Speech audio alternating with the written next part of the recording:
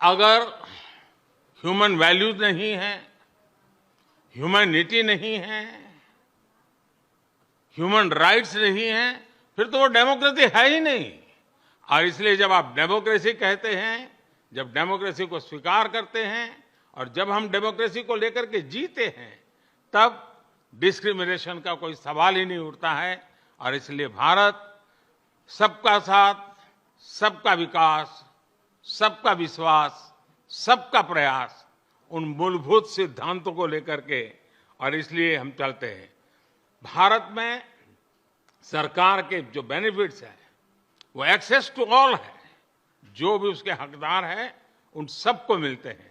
इसलिए भारत के लोकतांत्रिक मूल्यों में कोई भेदभाव नहीं है, न धर्म के आधार पर, न जाति के आधार पर, न उम्र के आधार पर, न भूभाग के आधार पर। देश के प्रधानमंत्री अमेरिका में कहते हैं कि डिस्क्रिमिनेशन नहीं होता है, तो फिर मणिपुर में 300 चर्चेस को जला दिया गया। बताइए वो क्या है? डिस्क्रिमिनेशन नहीं तो क्या है? मणिपुर में एक डीजीपी जो क्रिश्चियन कम्युनिटी के थे, ट्राइबल थे, उनको आप हटा दिए। वो डिस्क्रिमिनेशन नहीं है तो क्या है? बताइए आप। खुला डिस्क्रिमिनेशन है ये। और ऊपर से आप यूनिफॉर्म सिविल कोड की आप बात करते हैं। नहीं इसलिए कि वो जब इंडिया को आए थे तो प्रधानमंत्री ने उनका वेलकम किया था ना। प्रधानमंत्री ने वो मशहूर सूट पहनकर उनको अपने हाथों से चाय पिलाई। प्रधानमंत्री ने बड़ी तारीफ की उनकी। कई हमने जॉइंट स्टेटमेंट या एग्रीमेंट्स हमने साइन किए। अब जब एक यूएस का एक्स प्रेसिडेंट भारत के ताल्लुक से ये कह रहा है, तो फिर उस पर तो सरकार को सोचना चाहिए।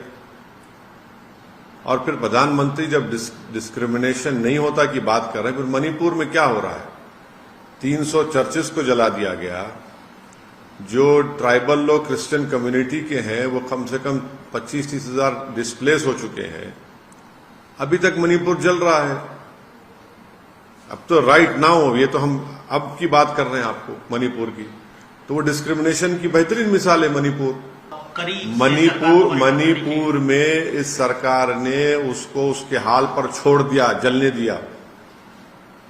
आपकी जिम्मेदारी है, सरकार की जिम्मेदारी है, केंद्र सरकार की, मोदी सरकार की जिम्मेदारी थी उसको, उस वायलेंस को रोके, वहां के ट्राइबल लोगों को आश्वासन दे कि भाई ऐसा कुछ नहीं होने वाला है आपसे। वहां पर जो क्रिश्चियन कम्युनिटी को टारगेट किया जा रहा है उसको रोके, जो चर्चेस को जलाया जा रहा है उसको रोके। वहां पर रूल ऑफ लॉ ही नहीं है।